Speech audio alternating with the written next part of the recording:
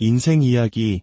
72세 은행 지점장에서 경비원이 된 나의 새벽 4시 반. 도시가 아직 깊은 잠에 빠져있는 시간, 저는 익숙하게 몸을 일으킵니다. 낡은 옷걸이에 걸린 경비원 유니폼으로 갈아입는 이 시간은 과거의 저와 현재의 저를 마주하게 하는 고요한 성찰의 순간이기도 합니다. 제 이름은 박영수, 올해 72입니다. 저는 대한민국을 대표하는 대형은행에서 30년 넘게 근무했고 정년 퇴임 직전에는 수십 명의 직원을 책임지는 지점장이었습니다. 고객의 자산을 관리하고 수십억 원의 대출을 심사하며 늘 단정한 정장 차림으로 바쁘게 움직이던 사람이었습니다. 하지만 지금 저는 제가 평생을 바쳤던 바로 그 은행의 본점 건물 지하 보일러실 옆 작은 경비 휴게실로 출근합니다. 한때 수십억의 돈을 움직이던 제 손은 이제 출입증과 택배 상자를 확인하고 있습니다. 어떻게 이런 일이 벌어졌을까요? 평생을 성실하고 검소하게 살아온 저의 노후는 왜 한순간에 무너져 내렸을까요? 오늘 저는 제 인생의 가장 아픈 부분을 여러분 앞에 꺼내놓으려 합니다. 이 이야기가 잠시 멈춰서 우리 자신을 돌아보는 계기가 되기를 바랍니다. 이 이야기에 공감하신다면 좋아요를 통해 저에게 작은 위로를, 공유를 통해 비슷한 고민을 하는 다른 이에게 중요한 경고를 전해주실 수 있습니다. 여러분의 따뜻한 마음이 모여 또 다른 안타까운 사연을 막는 힘이 될 것이라 믿습니다. 모든 일의 시작은 어느 화창한 주말 오후였습니다. 43, 결혼 5년 차에 접어든 제 하나뿐인 아들이 과일 바구니와 제가 좋아하는 롤케이크까지 사들고 아내와 저를 찾아왔습니다. 평소 바쁘다는 핑계로 연락도 뜸하던 녀석의 예고 없는 방문에 아내의 얼굴에는 반가움이, 제 마음속에는 작은 의문이 피어올랐습니다. 아버지, 어머니, 저 회사를 그만두고 사업을 한번 해보려고 합니다. 아들은 15년간 나름 탄탄한 중견기업에서 부장으로 일하며 안정적인 생활을 하고 있었습니다. 저는 농담이라 생각했습니다. 갑자기 무슨 소리냐? 잘 다니던 회사는 어쩌고? 아버지, 더 늦기 전에 제 일을 해보고 싶어요. 아버지 세대와는 다릅니다. 이젠 평생 직장이라는 개념이 없어요. 운 좋게 정년까지 버틴다고 해도 퇴직하고 30년 이상을 더 살아야 하는 시대입니다. 미리 준비하지 않으면 퇴직금으로 치킨집이나 차렸다가 실패하는 수많은 선배들의 전철을 밟게 될 거예요. 아들의 목소리는 단호했고 그 눈빛은 절실함으로 가득 차 있었습니다. 녀석은 요즘 폭발적으로 늘고 있는 골프 인구를 겨냥해 신도시 외곽 상권에 스크린 골프장을 열고 싶다고 했습니다. 이미 좋은 매물까지 봐두었다며 입지와 주차 공간, 예상 매출액까지 상세하게 설명했습니다. 근처 성공한 매장을 분석해보니 월 매출이 3천만 원까지 나오더라고요. 이대로만 되면 5년 안에 투자금 전액 회수가 가능합니다. 은행원이었던 저는 본능적으로 계산기를 두드렸습니다. 월 매출 3천에 순이익이 1천만 원 이상이라면 아들의 말은 허황된 꿈이 아니었습니다. 하지만 다음 이어진 말에 저는 숨을 쉴 수가 없었습니다. 그래서 초기 투자비는 얼마나 드는데? 시설 장비, 인테리어, 보증금까지 다 합쳐서 대략 5억 정도 필요합니다. 5억. 아내와 제가 평생 허리띠를 졸라매며 단 한 푼도 허투루 쓰지 않고 오직 안정적인 예금과 적금으로만 모아온 노후 자금 6억. 그 전부나 다름없는 돈이었습니다. 아들아, 그건 너무 위험하다. 우리 노후는 어떡하라고. 사업이라는 게 뜻대로만 되면 좋겠지만 만에 하나 실패라도 하면 우리 가족은 전부 길거리에 나앉는 거야. 저는 단호하게 말했습니다. 하지만 아들은 물러서지 않았습니다. 아버지, 저도 이제 43입니다. 회사에서 더 이상 승진을 바라기도 어려워요. 이게 제 인생의 마지막 기회일지도 모릅니다. 아들의 간절한 눈빛과 아들의 말에 일리가 있다며 안타까워하는 아내의 얼굴을 번갈아 보며 제 마음은 복잡하게 흔들렸습니다. 며칠만 생각할 시간을 달라고 아들을 돌려보낸 그날 밤, 아내와 저는 밤이 새도록 이야기를 나눴습니다. 여보, 우리 하나뿐인 아들이잖아요. 저 눈빛 좀 봐요. 얼마나 간절해요. 설마 우리 돈을 날리기야 하겠어요. 아내의 말에 마음이 약해졌지만 평생을 금융권에서 일하며 수많은 실패 사례를 봐온 저는 끝내 고개를 저었습니다. 며칠 뒤 저는 아들에게 전화해 미안하지만 5억은 너무 큰 돈이니 1억 내외로 작게 시작할 수 있는 다른 길을 찾아보라고 말했습니다. 아들은 말없이 알겠다고 했지만 그 목소리에 담긴 실망감은 전화기 너머로도 선명하게 느껴졌습니다. 저는 그것이 가장 합리적이고 올바른 결정이었다고 스스로를 다독였습니다. 하지만 그 평온은 오래가지 않았습니다.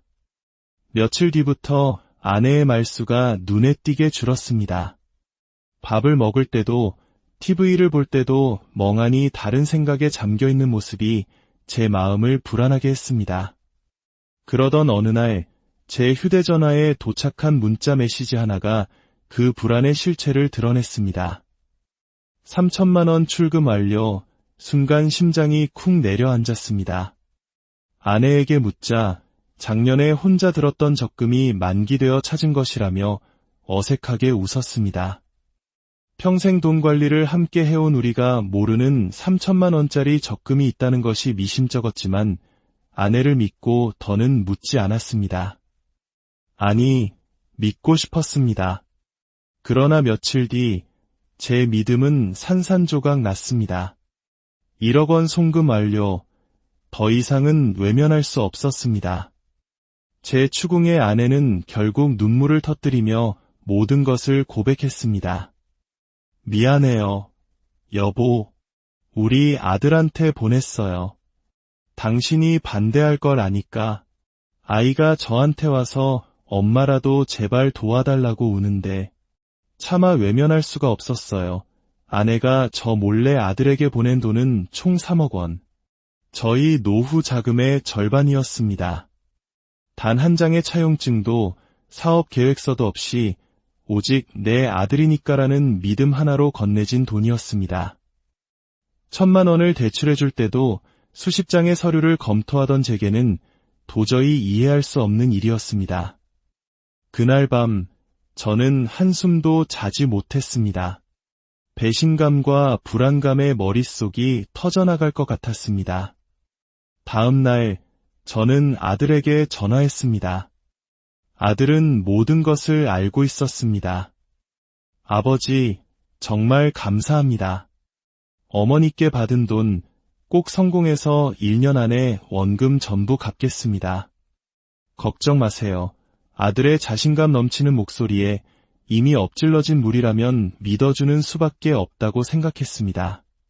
그리고 2달 뒤 아들의 스크린 골프장이 화려하게 문을 열었습니다. 개업식 날 찾아간 가게는 생각보다 훨씬 근사했습니다. 최신식 대형 스크린과 호텔 라운지처럼 꾸며진 대기실을 보며 저와 아내는 잠시나마 안도의 한숨을 내쉬었습니다. 초반 한두 달은 정말 모든 것이 순조로워 보였습니다.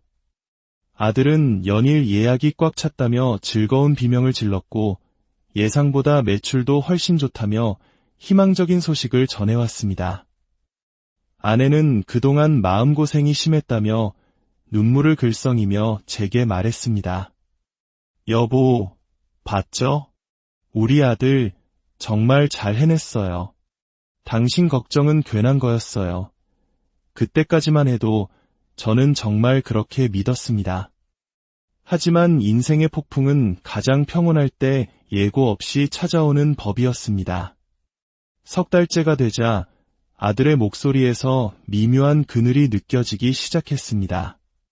아버지, 바로 옆 건물에 경쟁업체가 생겼어요. 가격도 우리보다 훨씬 싸게 받더라고요. 그것이 시작이었습니다. 아들의 전화는 뜸해졌고 매출은 눈에 띄게 줄어들었습니다. 괜찮다, 곧 좋아질 거라는 말만 반복할 뿐 약속했던 정산서는 계속해서 보내오지 않았습니다. 그리고 8월 말 수척해진 얼굴의 아들이 다시 우리를 찾아왔습니다. 늘 자신감으로 빛나던 얼굴은 사라지고 눈 밑에는 짙은 피곤이 내려앉아 있었습니다. 아버지, 매출이 반토막 났어요. 임대료, 인건비, 관리비를 내고 나면 남는 게 거의 없어요. 순이익이 300만 원도 채 되지 않는다는 이야기였습니다. 이대로라면 투자금 회수는커녕 현상 유지도 어려운 상황이었습니다. 그리고 아들은 망설임 끝에 진짜 용건을 꺼냈습니다. 장비가 문제예요. 경쟁 업체는 전부 최신 장비인데 우리 것만 구형이라 손님들이 외면해요. 장비만 최신으로 바꾸면 확실히 다시 경쟁력을 찾을 수 있어요. 그래서 또 돈이 필요하다는 거냐? 죄송해요, 아버지. 하지만 이번이 정말 마지막이에요. 2억만 더 있으면. 아내와 저는 말없이 서로를 바라보았습니다. 남은 노후 자금은 이제 3억이 채 되지 않았습니다. 이미 3억을 잃은 상황에서 2억을 더 넣는 것은 명백한 도박이었습니다. 하지만 여기서 멈추면 이미 들어간 3억마저 전부 공중으로 사라진다는 공포가 저희를 짓눌렀습니다. 며칠 밤을 뜬 눈으로 새우며 고민한 끝에 저는 결국 제 인생 최악의 결정을 내리고 말았습니다. 그래, 이번이 정말 마지막이다. 이 돈으로도 안 되면 그때는 깨끗하게 포기하는 거다. 그렇게 저희 부부의 평생이 담긴 6억 원 전부가 아들의 사업에 투입되었습니다. 9월 초 새 장비가 들어오고 잠시 매출이 오르는 듯했습니다. 하지만 그 희망은 신기루처럼 짧았습니다. 10월이 되자 아들의 목소리는 다시 어두워졌고 11월이 되자 아들과의 모든 연락이 끊겼습니다. 전화기는 꺼져 있었고 문자에는 답이 없었습니다. 심장이 철렁 내려앉았습니다. 아내와 저는 불안감에 아무것도 할 수 없었습니다. 그러던 중 아들의 고등학교 친구가 저를 찾아왔습니다. 그리고 그 친구의 입에서 나온 말은 저희의 마지막 희망마저 산산조각 내는 충격적인 진실이었습니다. 아버님, 죄송합니다. 영수가 보냈던 매출 보고서 전부 조작된 거였어요. 처음부터 계속 적자였는데 그걸 숨기려고 아버님께 받은 돈 일부를 코인과 주식에 투자했다가 큰 손실을 봤다고 들었습니다. 그리고 마지막 장비 교체 자금 2억은 가게를 담보로 대출받은 돈이었어요. 숨이 멎는 것 같았습니다. 지금은 대출금 연체로 가게가 경매 절차에 들어갔다고 합니다. 경매라는 단어가 제 귀를 후벼 팠습니다. 아들이 혹시나 나쁜 선택을 한 것은 아닐까. 며칠 밤낮을 아들의 이름을 부르며 기도했습니다. 결국 경찰에 실종 신고를 했고 제 인생에서 가장 길었던 48시간이 지났습니다. 그리고 3일째 되던 날 경찰에게서 연락이 왔습니다. 아드님, 마지막 카드 사용 내역이 인천공항입니다. 필리핀행 항공권을 구매했고 출국 기록도 확인되었습니다. 그 순간 무릎에 힘이 풀려 주저앉고 말았습니다. 살아있다는 안도감과 모든 것을 버리고 도망쳤다는 절망감이 동시에 밀려왔습니다. 통장 잔고를 확인했습니다. 남은 돈은 2,300만 원.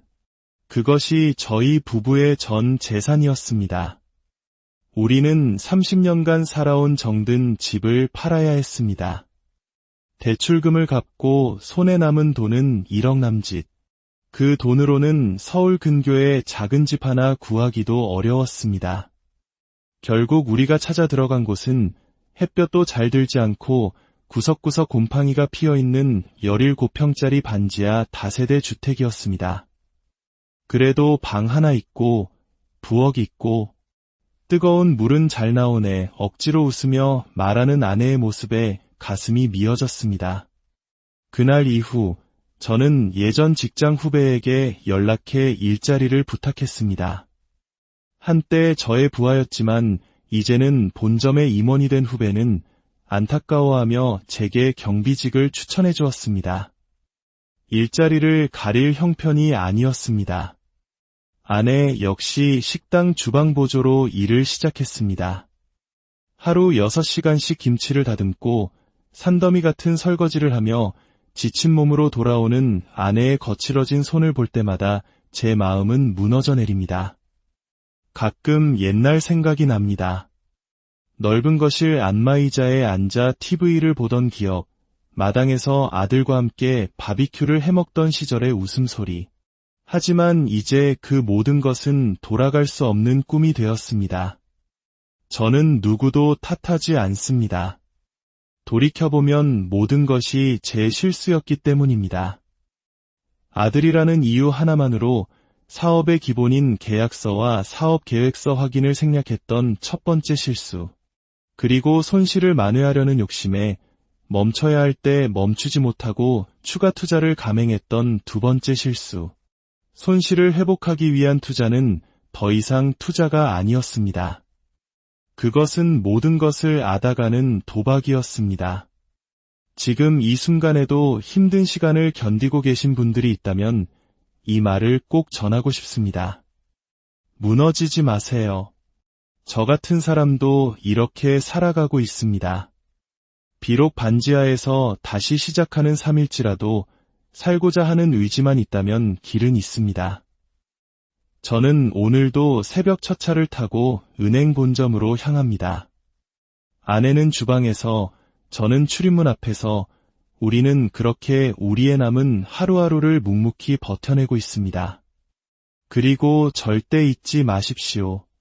자식을 향한 사랑에는 조건이 없을 수 있지만 아무리 자식이라 할지라도 투자에는 반드시 냉정한 원칙과 조건이 필요합니다. 때로는 그것이 감정에 휩쓸리지 않고 이성적으로 판단하는 것이 진정으로 내 가족과 자식을 지키는 길이라는 것을 저는 제 모든 것을 잃고서야 비로소 깨달았습니다. 제 이야기가 여러분의 삶의 작은 등불이 되기를 바랍니다. 끝까지 들어주셔서 인생 이야기 72세 은행 지점장에서 경비원이 된 나의 새벽 4시 반. 도시가 아직 깊은 잠에 빠져있는 시간, 저는 익숙하게 몸을 일으킵니다. 낡은 옷걸이에 걸린 경비원 유니폼으로 갈아입는 이 시간은 과거의 저와 현재의 저를 마주하게 하는 고요한 성찰의 순간이기도 합니다.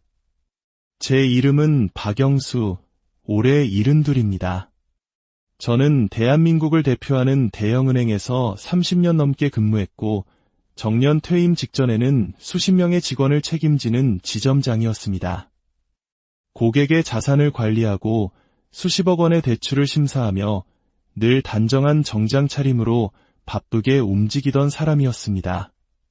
하지만 지금 저는 제가 평생을 바쳤던 바로 그 은행의 본점 건물 지하 보일러실 옆 작은 경비 휴게실로 출근합니다. 한때 수십억의 돈을 움직이던 제 손은 이제 출입증과 택배 상자를 확인하고 있습니다. 어떻게 이런 일이 벌어졌을까요? 평생을 성실하고 검소하게 살아온 저의 노후는 왜 한순간에 무너져 내렸을까요? 오늘 저는 제 인생의 가장 아픈 부분을 여러분 앞에 꺼내놓으려 합니다. 이 이야기가 잠시 멈춰서 우리 자신을 돌아보는 계기가 되기를 바랍니다. 이 이야기에 공감하신다면 좋아요를 통해 저에게 작은 위로를, 공유를 통해 비슷한 고민을 하는 다른 이에게 중요한 경고를 전해주실 수 있습니다. 여러분의 따뜻한 마음이 모여 또 다른 안타까운 사연을 막는 힘이 될 것이라 믿습니다. 모든 일의 시작은 어느 화창한 주말 오후였습니다. 43, 결혼 5년 차에 접어든 제 하나뿐인 아들이 과일 바구니와 제가 좋아하는 롤케이크까지 사들고 아내와 저를 찾아왔습니다. 평소 바쁘다는 핑계로 연락도 뜸하던 녀석의 예고 없는 방문에 아내의 얼굴에는 반가움이, 제 마음속에는 작은 의문이 피어올랐습니다. 아버지, 어머니, 저 회사를 그만두고 사업을 한번 해보려고 합니다. 아들은 15년간 나름 탄탄한 중견기업에서 부장으로 일하며 안정적인 생활을 하고 있었습니다. 저는 농담이라 생각했습니다. 갑자기 무슨 소리냐? 잘 다니던 회사는 어쩌고. 아버지, 더 늦기 전에 제 일을 해보고 싶어요. 아버지 세대와는 다릅니다. 이젠 평생 직장이라는 개념이 없어요.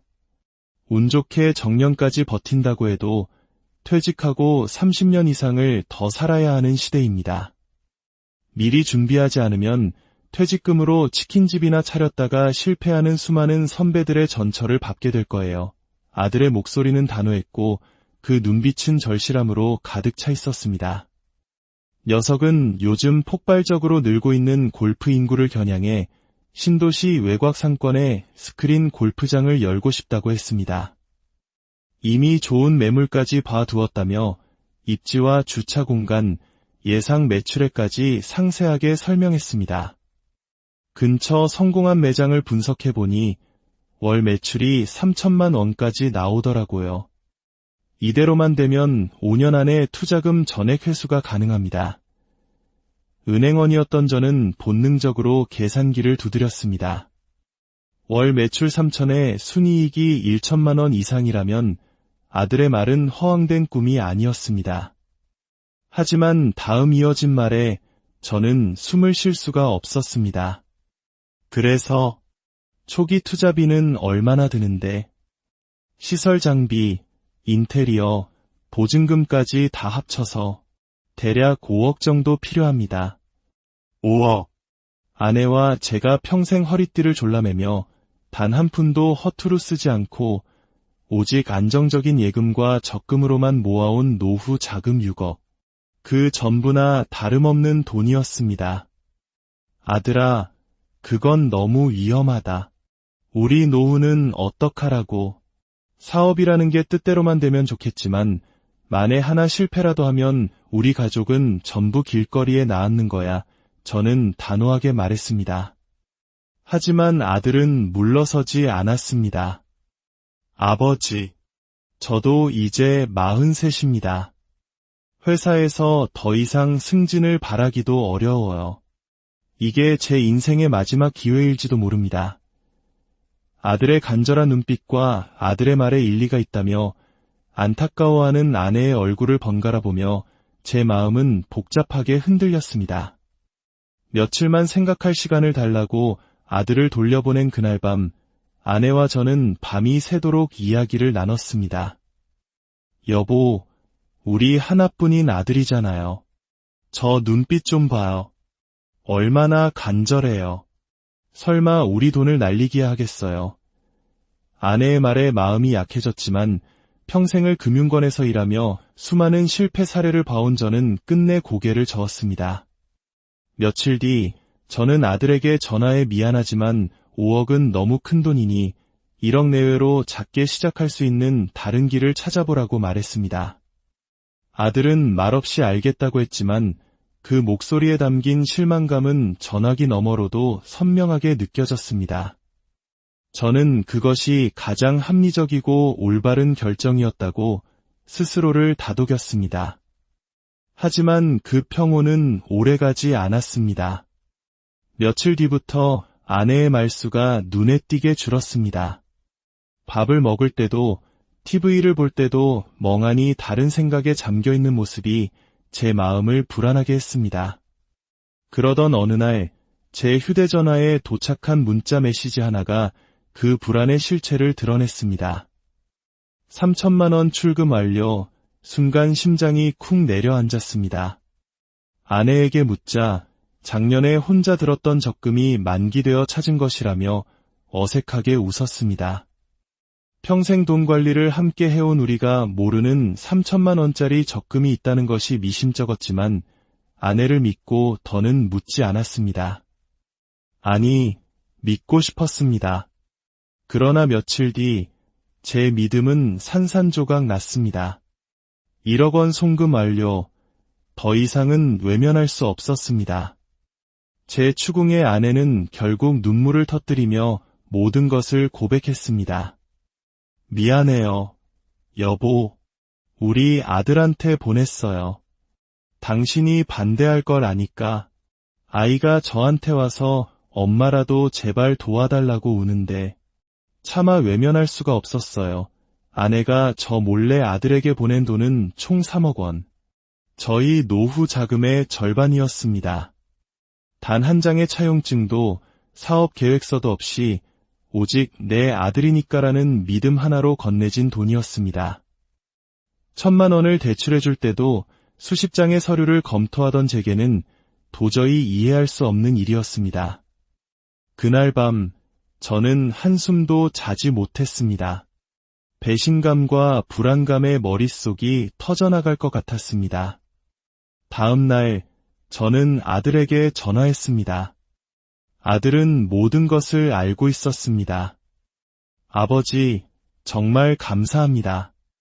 어머니께 받은 돈 꼭 성공해서 1년 안에 원금 전부 갚겠습니다. 걱정 마세요. 아들의 자신감 넘치는 목소리에 이미 엎질러진 물이라면 믿어주는 수밖에 없다고 생각했습니다. 그리고 2달 뒤 아들의 스크린 골프장이 화려하게 문을 열었습니다. 개업식 날 찾아간 가게는 생각보다 훨씬 근사했습니다. 최신식 대형 스크린과 호텔 라운지처럼 꾸며진 대기실을 보며 저와 아내는 잠시나마 안도의 한숨을 내쉬었습니다. 초반 한두 달은 정말 모든 것이 순조로워 보였습니다. 아들은 연일 예약이 꽉 찼다며 즐거운 비명을 질렀고 예상보다 매출도 훨씬 좋다며 희망적인 소식을 전해왔습니다. 아내는 그동안 마음고생이 심했다며 눈물을 글썽이며 제게 말했습니다. 여보, 봤죠? 우리 아들 정말 잘 해냈어요. 당신 걱정은 괜한 거였어요. 그때까지만 해도 저는 정말 그렇게 믿었습니다. 하지만 인생의 폭풍은 가장 평온할 때 예고 없이 찾아오는 법이었습니다. 3달째가 되자 아들의 목소리에서 미묘한 그늘이 느껴지기 시작했습니다. 아버지, 바로 옆 건물에 경쟁업체가 생겼어요. 가격도 우리보다 훨씬 싸게 받더라고요. 그것이 시작이었습니다. 아들의 전화는 뜸해졌고 매출은 눈에 띄게 줄어들었습니다. 괜찮다, 곧 좋아질 거라는 말만 반복할 뿐 약속했던 정산서는 계속해서 보내오지 않았습니다. 그리고 8월 말 수척해진 얼굴의 아들이 다시 우리를 찾아왔습니다. 늘 자신감으로 빛나던 얼굴은 사라지고 눈 밑에는 짙은 피곤이 내려앉아 있었습니다. 아버지, 매출이 반 토막 났어요. 임대료, 인건비, 관리비를 내고 나면 남는 게 거의 없어요. 순이익이 300만 원도 채 되지 않는다는 이야기였습니다. 이대로라면 투자금 회수는커녕 현상 유지도 어려운 상황이었습니다. 그리고 아들은 망설임 끝에 진짜 용건을 꺼냈습니다. 장비가 문제예요. 경쟁업체는 전부 최신 장비인데 우리 것만 구형이라 손님들이 외면해요. 장비만 최신으로 바꾸면 확실히 다시 경쟁력을 찾을 수 있어요. 그래서 또 돈이 필요하다는 거냐? 죄송해요, 아버지. 하지만 이번이 정말 마지막이에요. 2억만 더 있으면. 아내와 저는 말없이 서로를 바라보았습니다. 남은 노후 자금은 이제 3억이 채 되지 않았습니다.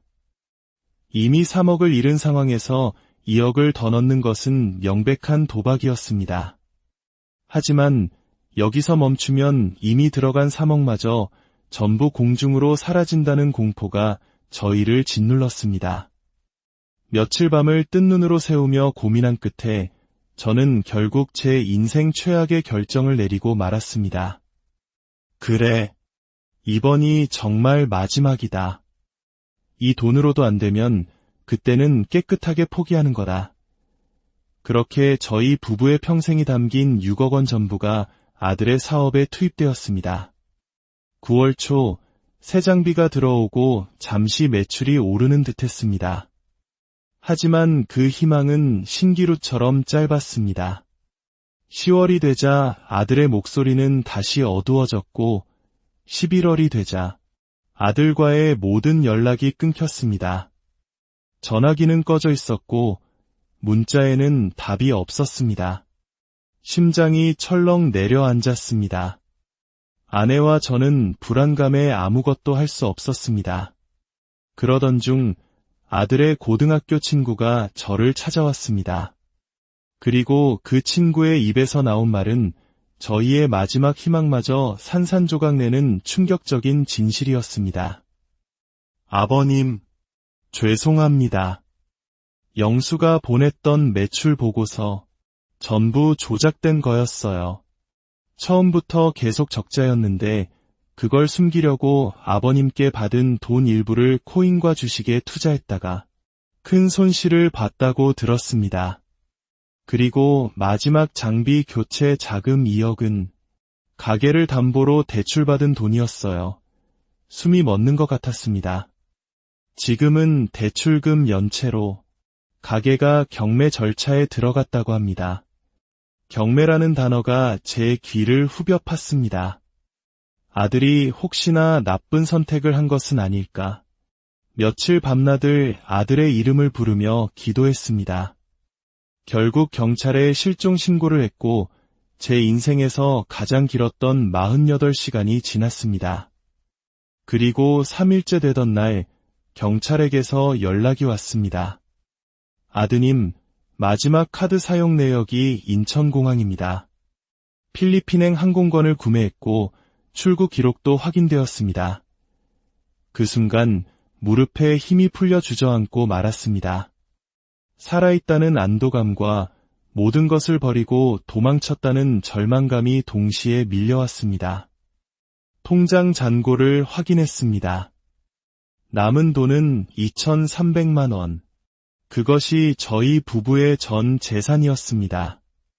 우리는 30년간 살아온 정든 집을 팔아야 했습니다. 대출금을 갚고 손에 남은 돈은 1억 남짓. 그 돈으로는 서울 근교에 작은 집 하나 구하기도 어려웠습니다. 결국 우리가 찾아 들어간 곳은 햇볕도 잘 들지 않고 구석구석 곰팡이가 피어있는 17평짜리 반지하 다세대 주택이었습니다. 그래도 방 하나 있고 부엌 있고 뜨거운 물은 잘 나오네 억지로 웃으며 말하는 아내의 모습에 가슴이 미어졌습니다. 그날 이후 저는 예전 직장 후배에게 연락해 일자리를 부탁했습니다. 한때 저의 부하였지만 이제는 본점의 임원이 된 후배는 안타까워하며 제게 경비직을 추천해 주었습니다. 일자리를 가릴 형편이 아니었습니다. 아내 역시 식당 주방보조로 일을 시작했습니다.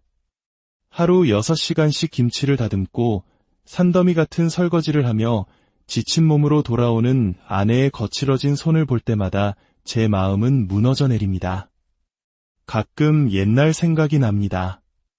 넓은 거실 안마의자에 앉아 TV를 보던 기억, 마당에서 아들과 함께 바비큐를 해먹던 시절의 웃음소리.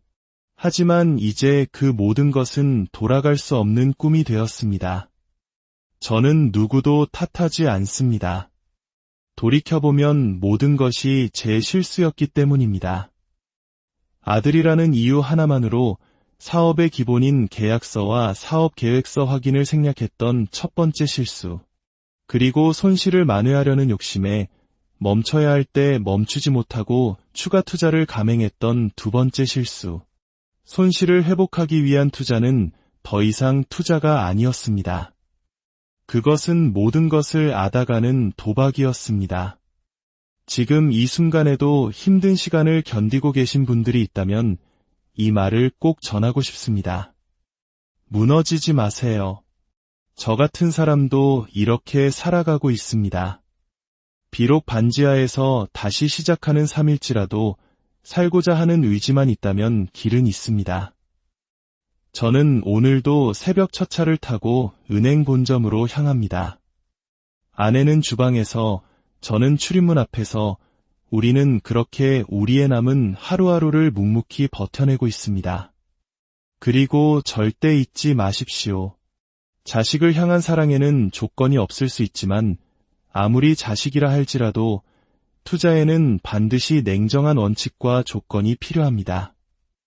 때로는 그것이 감정에 휩쓸리지 않고 이성적으로 판단하는 것이 진정으로 내 가족과 자식을 지키는 길이라는 것을 저는 제 모든 것을 잃고서야 비로소 깨달았습니다. 제 이야기가 여러분의 삶의 작은 등불이 되기를 바랍니다. 끝까지 들어주셔서 인생 이야기 72세 은행 지점장에서 경비원이 된 나의 새벽 4시 반. 도시가 아직 깊은 잠에 빠져있는 시간, 저는 익숙하게 몸을 일으킵니다. 낡은 옷걸이에 걸린 경비원 유니폼으로 갈아입는 이 시간은 과거의 저와 현재의 저를 마주하게 하는 고요한 성찰의 순간이기도 합니다. 제 이름은 박영수, 올해 72입니다. 저는 대한민국을 대표하는 대형은행에서 30년 넘게 근무했고 정년 퇴임 직전에는 수십 명의 직원을 책임지는 지점장이었습니다. 고객의 자산을 관리하고 수십억 원의 대출을 심사하며 늘 단정한 정장 차림으로 바쁘게 움직이던 사람이었습니다. 하지만 지금 저는 제가 평생을 바쳤던 바로 그 은행의 본점 건물 지하 보일러실 옆 작은 경비 휴게실로 출근합니다. 한때 수십억의 돈을 움직이던 제 손은 이제 출입증과 택배 상자를 확인하고 있습니다. 어떻게 이런 일이 벌어졌을까요?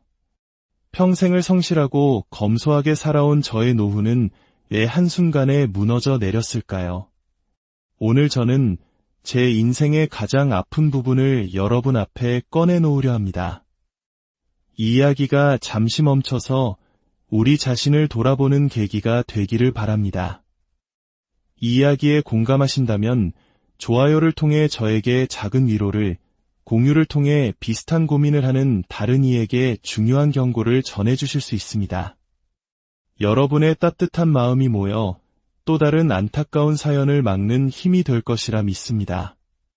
모든 일의 시작은 어느 화창한 주말 오후였습니다. 43, 결혼 5년 차에 접어든 제 하나뿐인 아들이 과일 바구니와 제가 좋아하는 롤케이크까지 사들고 아내와 저를 찾아왔습니다. 평소 바쁘다는 핑계로 연락도 뜸하던 녀석의 예고 없는 방문에 아내의 얼굴에는 반가움이, 제 마음속에는 작은 의문이 피어올랐습니다. 아버지, 어머니, 저 회사를 그만두고 사업을 한번 해보려고 합니다. 아들은 15년간 나름 탄탄한 중견기업에서 부장으로 일하며 안정적인 생활을 하고 있었습니다. 저는 농담이라 생각했습니다. 갑자기 무슨 소리냐? 잘 다니던 회사는 어쩌고? 아버지, 더 늦기 전에 제 일을 해보고 싶어요. 아버지 세대와는 다릅니다. 이젠 평생 직장이라는 개념이 없어요. 운 좋게 정년까지 버틴다고 해도 퇴직하고 30년 이상을 더 살아야 하는 시대입니다. 미리 준비하지 않으면 퇴직금으로 치킨집이나 차렸다가 실패하는 수많은 선배들의 전철을 밟게 될 거예요. 아들의 목소리는 단호했고 그 눈빛은 절실함으로 가득 차 있었습니다. 녀석은 요즘 폭발적으로 늘고 있는 골프 인구를 겨냥해 신도시 외곽 상권에 스크린 골프장을 열고 싶다고 했습니다. 이미 좋은 매물까지 봐두었다며 입지와 주차 공간, 예상 매출액까지 상세하게 설명했습니다. 근처 성공한 매장을 분석해보니 월 매출이 3천만 원까지 나오더라고요. 이대로만 되면 5년 안에 투자금 전액 회수가 가능합니다. 은행원이었던 저는 본능적으로 계산기를 두드렸습니다. 월 매출 3천에 순이익이 1천만 원 이상이라면 아들의 말은 허황된 꿈이 아니었습니다. 하지만 다음 이어진 말에 저는 숨을 쉴 수가 없었습니다. 그래서 초기 투자비는 얼마나 드는데 시설 장비, 인테리어, 보증금까지 다 합쳐서 대략 5억 정도 필요합니다. 5억. 아내와 제가 평생 허리띠를 졸라매며 단 한 푼도 허투루 쓰지 않고 오직 안정적인 예금과 적금으로만 모아온 노후 자금 6억. 그 전부나 다름없는 돈이었습니다. 아들아, 그건 너무 위험하다. 우리 노후는 어떡하라고. 사업이라는 게 뜻대로만 되면 좋겠지만 만에 하나 실패라도 하면 우리 가족은 전부 길거리에 나앉는 거야. 저는 단호하게 말했습니다. 하지만 아들은 물러서지 않았습니다. 아버지, 저도 이제 43입니다. 회사에서 더 이상 승진을 바라기도 어려워요. 이게 제 인생의 마지막 기회일지도 모릅니다. 아들의 간절한 눈빛과 아들의 말에 일리가 있다며 안타까워하는 아내의 얼굴을 번갈아 보며 제 마음은 복잡하게 흔들렸습니다. 며칠만 생각할 시간을 달라고 아들을 돌려보낸 그날 밤, 아내와 저는 밤이 새도록 이야기를 나눴습니다. 여보, 우리 하나뿐인 아들이잖아요. 저 눈빛 좀 봐요. 얼마나 간절해요. 설마 우리 돈을 날리기야 하겠어요. 아내의 말에 마음이 약해졌지만 평생을 금융권에서 일하며 수많은 실패 사례를 봐온 저는 끝내 고개를 저었습니다. 며칠 뒤 저는 아들에게 전화해 미안하지만 5억은 너무 큰 돈이니 1억 내외로 작게 시작할 수 있는 다른 길을 찾아보라고 말했습니다. 아들은 말없이 알겠다고 했지만 그 목소리에 담긴 실망감은 전화기 너머로도 선명하게 느껴졌습니다. 저는 그것이 가장 합리적이고 올바른 결정이었다고 스스로를 다독였습니다. 하지만 그 평온은 오래가지 않았습니다. 며칠 뒤부터 아내의 말수가 눈에 띄게 줄었습니다. 밥을 먹을 때도 TV를 볼 때도 멍하니 다른 생각에 잠겨있는 모습이 제 마음을 불안하게 했습니다. 그러던 어느 날 제 휴대전화에 도착한 문자 메시지 하나가 그 불안의 실체를 드러냈습니다. 3천만 원 출금 완료. 순간 심장이 쿵 내려앉았습니다. 아내에게 묻자 작년에 혼자 들었던 적금이 만기되어 찾은 것이라며 어색하게 웃었습니다. 평생 돈 관리를 함께 해온 우리가 모르는 3천만 원짜리 적금이 있다는 것이 미심쩍었지만 아내를 믿고 더는 묻지 않았습니다. 아니, 믿고 싶었습니다. 그러나 며칠 뒤 제 믿음은 산산조각 났습니다. 1억 원 송금 완료. 더 이상은 외면할 수 없었습니다. 제 추궁의 아내는 결국 눈물을 터뜨리며 모든 것을 고백했습니다. 미안해요. 여보, 우리 아들한테 보냈어요. 당신이 반대할 걸 아니까. 아이가 저한테 와서 엄마라도 제발 도와달라고 우는데 차마 외면할 수가 없었어요. 아내가 저 몰래 아들에게 보낸 돈은 총 3억 원. 저희 노후 자금의 절반이었습니다. 단 한 장의 차용증도 사업 계획서도 없이 오직 내 아들이니까라는 믿음 하나로 건네진 돈이었습니다. 1,000만 원을 대출해줄 때도 수십 장의 서류를 검토하던 제게는 도저히 이해할 수 없는 일이었습니다. 그날 밤 저는 한숨도 자지 못했습니다. 배신감과 불안감에 머릿속이 터져나갈 것 같았습니다. 다음 날 저는 아들에게 전화했습니다.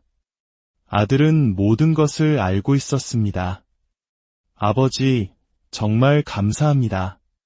어머니께 받은 돈 꼭 성공해서 1년 안에 원금 전부 갚겠습니다. 걱정 마세요. 아들의 자신감 넘치는 목소리에 이미 엎질러진 물이라면 믿어주는 수밖에 없다고 생각했습니다. 그리고 2달 뒤 아들의 스크린 골프장이 화려하게 문을 열었습니다. 개업식 날 찾아간 가게는 생각보다 훨씬 근사했습니다. 최신식 대형 스크린과 호텔 라운지처럼 꾸며진 대기실을 보며 저와 아내는 잠시나마 안도의 한숨을 내쉬었습니다. 초반 한두 달은 정말 모든 것이 순조로워 보였습니다. 아들은 연일 예약이 꽉 찼다며 즐거운 비명을 질렀고 예상보다 매출도 훨씬 좋다며 희망적인 소식을 전해왔습니다. 아내는 그동안 마음고생이 심했다며 눈물을 글썽이며 제게 말했습니다. 여보, 봤죠? 우리 아들 정말 잘 해냈어요. 당신 걱정은 괜한 거였어요. 그때까지만 해도 저는 정말 그렇게 믿었습니다.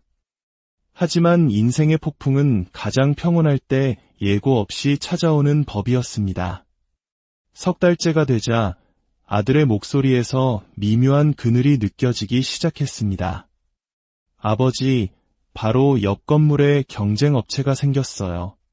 가격도 우리보다 훨씬 싸게 받더라고요. 그것이 시작이었습니다. 아들의 전화는 뜸해졌고 매출은 눈에 띄게 줄어들었습니다. 괜찮다, 곧 좋아질 거라는 말만 반복할 뿐 약속했던 정산서는 계속해서 보내오지 않았습니다. 그리고 8월 말 수척해진 얼굴의 아들이 다시 우리를 찾아왔습니다. 늘 자신감으로 빛나던 얼굴은 사라지고 눈 밑에는 짙은 피곤이 내려앉아 있었습니다. 아버지, 매출이 반토막 났어요. 임대료, 인건비, 관리비를 내고 나면 남는 게 거의 없어요. 순이익이 300만 원도 채 되지 않는다는 이야기였습니다. 이대로라면 투자금 회수는커녕 현상 유지도 어려운 상황이었습니다. 그리고 아들은 망설임 끝에 진짜 용건을 꺼냈습니다. 장비가 문제예요. 경쟁업체는 전부 최신 장비인데 우리 것만 구형이라 손님들이 외면해요. 장비만 최신으로 바꾸면 확실히 다시 경쟁력을 찾을 수 있어요. 그래서 또 돈이 필요하다는 거냐? 죄송해요, 아버지. 하지만 이번이 정말 마지막이에요. 2억만 더 있으면.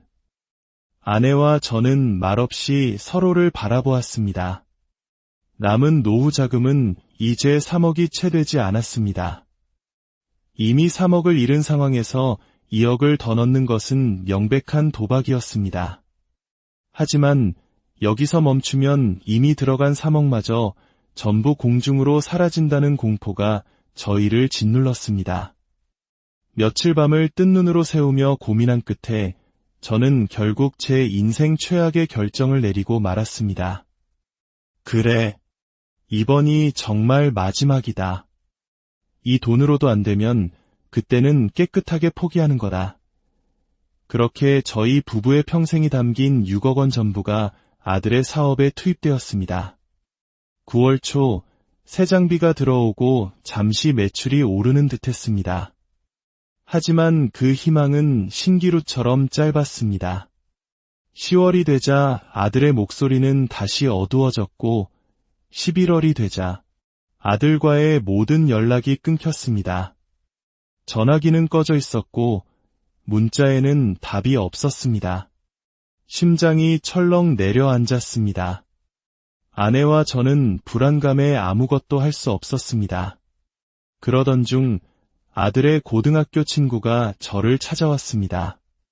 그리고 그 친구의 입에서 나온 말은 저희의 마지막 희망마저 산산조각 내는 충격적인 진실이었습니다. 아버님, 죄송합니다. 영수가 보냈던 매출 보고서 전부 조작된 거였어요.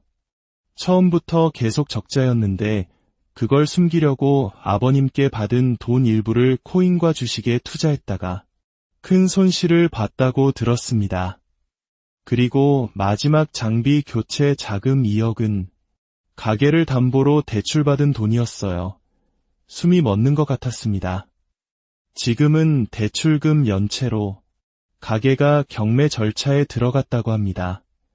경매라는 단어가 제 귀를 후벼 팠습니다. 아들이 혹시나 나쁜 선택을 한 것은 아닐까. 며칠 밤낮을 아들의 이름을 부르며 기도했습니다. 결국 경찰에 실종 신고를 했고 제 인생에서 가장 길었던 48시간이 지났습니다. 그리고 3일째 되던 날 경찰에게서 연락이 왔습니다. 아드님, 마지막 카드 사용 내역이 인천공항입니다. 필리핀행 항공권을 구매했고 출국 기록도 확인되었습니다. 그 순간 무릎에 힘이 풀려 주저앉고 말았습니다. 살아있다는 안도감과 모든 것을 버리고 도망쳤다는 절망감이 동시에 밀려왔습니다. 통장 잔고를 확인했습니다. 남은 돈은 2,300만 원. 그것이 저희 부부의 전 재산이었습니다. 우리는 30년간 살아온 정든 집을 팔아야 했습니다. 대출금을 갚고 손에 남은 돈은 1억 남짓. 그 돈으로는 서울 근교에 작은 집 하나 구하기도 어려웠습니다. 결국 우리가 찾아 들어간 곳은 햇볕도 잘 들지 않고 구석구석 곰팡이가 피어있는 17평짜리 반지하 다세대 주택이었습니다. 그래도 방 하나 있고 부엌 있고 뜨거운 물은 잘 나오네 억지로 웃으며 말하는 아내의 모습에 가슴이 미어졌습니다. 그날 이후 저는 예전 직장 후배에게 연락해 일자리를 부탁했습니다. 한때 저의 부하였지만 이제는 본점의 임원이 된 후배는 안타까워하며 제게 경비직을 추천해 주었습니다. 일자리를 가릴 형편이 아니었습니다. 아내 역시 식당 주방 보조로 일을 시작했습니다. 하루 6시간씩 김치를 다듬고 산더미 같은 설거지를 하며 지친 몸으로 돌아오는 아내의 거칠어진 손을 볼 때마다 제 마음은 무너져 내립니다. 가끔 옛날 생각이 납니다. 넓은 거실 안마의자에 앉아 TV를 보던 기억, 마당에서 아들과 함께 바비큐를 해먹던 시절의 웃음소리. 하지만 이제 그 모든 것은 돌아갈 수 없는 꿈이 되었습니다. 저는 누구도 탓하지 않습니다. 돌이켜보면 모든 것이 제 실수였기 때문입니다. 아들이라는 이유 하나만으로 사업의 기본인 계약서와 사업계획서 확인을 생략했던 첫 번째 실수. 그리고 손실을 만회하려는 욕심에 멈춰야 할 때 멈추지 못하고 추가 투자를 감행했던 두 번째 실수. 손실을 회복하기 위한 투자는 더 이상 투자가 아니었습니다. 그것은 모든 것을 앗아가는 도박이었습니다. 지금 이 순간에도 힘든 시간을 견디고 계신 분들이 있다면 이 말을 꼭 전하고 싶습니다. 무너지지 마세요. 저 같은 사람도 이렇게 살아가고 있습니다. 비록 반지하에서 다시 시작하는 3일치라도 살고자 하는 의지만 있다면 길은 있습니다. 저는 오늘도 새벽 첫 차를 타고 은행 본점으로 향합니다. 아내는 주방에서, 저는 출입문 앞에서 우리는 그렇게 우리의 남은 하루하루를 묵묵히 버텨내고 있습니다. 그리고 절대 잊지 마십시오. 자식을 향한 사랑에는 조건이 없을 수 있지만 아무리 자식이라 할지라도 투자에는 반드시 냉정한 원칙과 조건이 필요합니다. 때로는 그것이 감정에 휩쓸리지 않고 이성적으로 판단하는 것이 진정으로 내 가족과 자식을 지키는 길이라는 것을 저는 제 모든 것을 잃고서야 비로소 깨달았습니다. 제 이야기가 여러분의 삶의 작은 등불이 되기를 바랍니다. 끝까지 들어주셔서 인생 이야기 72세 은행 지점장에서 경비원이 된 나의 새벽 4시 반. 도시가 아직 깊은 잠에 빠져있는 시간, 저는 익숙하게 몸을 일으킵니다. 낡은 옷걸이에 걸린 경비원 유니폼으로 갈아입는 이 시간은 과거의 저와 현재의 저를 마주하게 하는 고요한 성찰의 순간이기도 합니다. 제 이름은 박영수, 올해 72입니다. 저는 대한민국을 대표하는 대형은행에서 30년 넘게 근무했고 정년 퇴임 직전에는 수십 명의 직원을 책임지는 지점장이었습니다. 고객의 자산을 관리하고 수십억 원의 대출을 심사하며 늘 단정한 정장 차림으로 바쁘게 움직이던 사람이었습니다. 하지만 지금 저는 제가 평생을 바쳤던 바로 그 은행의 본점 건물 지하 보일러실 옆 작은 경비 휴게실로 출근합니다. 한때 수십억의 돈을 움직이던 제 손은 이제 출입증과 택배 상자를 확인하고 있습니다. 어떻게 이런 일이 벌어졌을까요? 평생을 성실하고 검소하게 살아온 저의 노후는 왜 한순간에 무너져 내렸을까요? 오늘 저는 제 인생의 가장 아픈 부분을 여러분 앞에 꺼내놓으려 합니다. 이 이야기가 잠시 멈춰서 우리 자신을 돌아보는 계기가 되기를 바랍니다. 이 이야기에 공감하신다면 좋아요를 통해 저에게 작은 위로를, 공유를 통해 비슷한 고민을 하는 다른 이에게 중요한 경고를 전해주실 수 있습니다. 여러분의 따뜻한 마음이 모여 또 다른 안타까운 사연을 막는 힘이 될 것이라 믿습니다. 모든 일의 시작은 어느 화창한 주말 오후였습니다. 43, 결혼 5년 차에 접어든 제 하나뿐인 아들이 과일 바구니와 제가 좋아하는 롤케이크까지 사들고 아내와 저를 찾아왔습니다. 평소 바쁘다는 핑계로 연락도 뜸하던 녀석의 예고 없는 방문에 아내의 얼굴에는 반가움이, 제 마음속에는 작은 의문이 피어올랐습니다. 아버지, 어머니, 저 회사를 그만두고 사업을 한번 해보려고 합니다. 아들은 15년간 나름 탄탄한 중견기업에서 부장으로 일하며 안정적인 생활을 하고 있었습니다. 저는 농담이라 생각했습니다. 갑자기 무슨 소리냐? 잘 다니던 회사는 어쩌고? 아버지, 더 늦기 전에 제 일을 해보고 싶어요. 아버지 세대와는 다릅니다. 이젠 평생 직장이라는 개념이 없어요. 운 좋게 정년까지 버틴다고 해도 퇴직하고 30년 이상을 더 살아야 하는 시대입니다. 미리 준비하지 않으면 퇴직금으로 치킨집이나 차렸다가 실패하는 수많은 선배들의 전철을 밟게 될 거예요. 아들의 목소리는 단호했고 그 눈빛은 절실함으로 가득 차 있었습니다. 녀석은 요즘 폭발적으로 늘고 있는 골프 인구를 겨냥해 신도시 외곽 상권에 스크린 골프장을 열고 싶다고 했습니다. 이미 좋은 매물까지 봐두었다며 입지와 주차 공간, 예상 매출액까지 상세하게 설명했습니다. 근처 성공한 매장을 분석해보니 월 매출이 3천만 원까지 나오더라고요. 이대로만 되면 5년 안에 투자금 전액 회수가 가능합니다. 은행원이었던 저는 본능적으로 계산기를 두드렸습니다. 월 매출 3천에 순이익이 1천만 원 이상이라면 아들의 말은 허황된 꿈이 아니었습니다. 하지만 다음 이어진 말에 저는 숨을 쉴 수가 없었습니다. 그래서 초기 투자비는 얼마나 드는데? 시설 장비, 인테리어, 보증금까지 다 합쳐서 대략 5억 정도 필요합니다. 5억. 아내와 제가 평생 허리띠를 졸라매며 단 한 푼도 허투루 쓰지 않고 오직 안정적인 예금과 적금으로만 모아온 노후 자금 6억. 그 전부나 다름없는 돈이었습니다. 아들아, 그건 너무 위험하다. 우리 노후는 어떡하라고. 사업이라는 게 뜻대로만 되면 좋겠지만 만에 하나 실패라도 하면 우리 가족은 전부 길거리에 나앉는 거야. 저는 단호하게 말했습니다. 하지만 아들은 물러서지 않았습니다. 아버지, 저도 이제 43입니다.